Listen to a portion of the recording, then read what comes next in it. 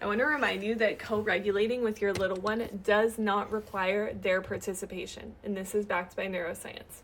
So I'll explain that in a minute. Last night when my 3-year-old was really angry because I wouldn't let him take his Lego motorcycle to bed because I knew that inevitably he was going to miss pieces, they were going to break off, he was going to call for me a million times, it was just going to be more drama than it's worth, and he was upset.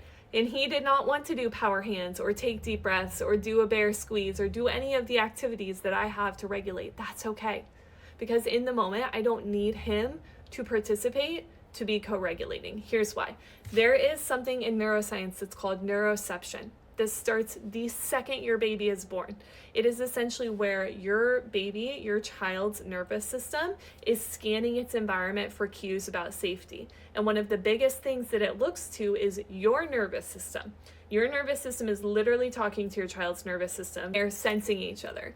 So when your little one, your 3.5-year-old, is upset for whatever reason, you don't need them to take deep breaths if you are regulated. If your nervous system and body are sending out signals, you're sending out energy essentially, like as crazy as that sounds, that say this is calm, this is safe, it's okay to be disappointed, it's okay to be angry, you can feel your feelings, and we're okay. This is not a life or death emergency. Your nervous system is sending those signals out because you are taking deep breaths, you're doing butterfly taps, you're humming to stimulate your vagus nerve, you're giving yourself little deep pressure squeezes, like whatever you need to do to stay regulated, it's sending the signal to them whether or not they want it. They don't need to be doing the deep breaths or the hugs or the power hands or whatever to regulate.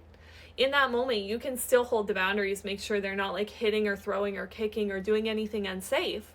But they don't have to actively participate. And in fact, if they're in the middle of a meltdown or tantrum, they probably won't. Their brain can't in that moment. But they don't need to.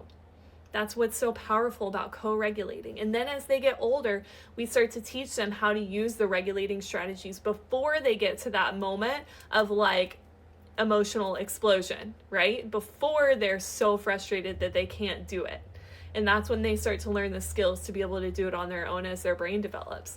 But right now, like when my 3-year-old was mad about the Legos, he didn't want to take deep breaths, that's okay. Because I just sat next to him and I was regulated, and that seeped into his nervous system. And then eventually his brain was like, oh, okay, like this is frustrating, but it's okay. I can handle it. That's the beauty of co-regulation.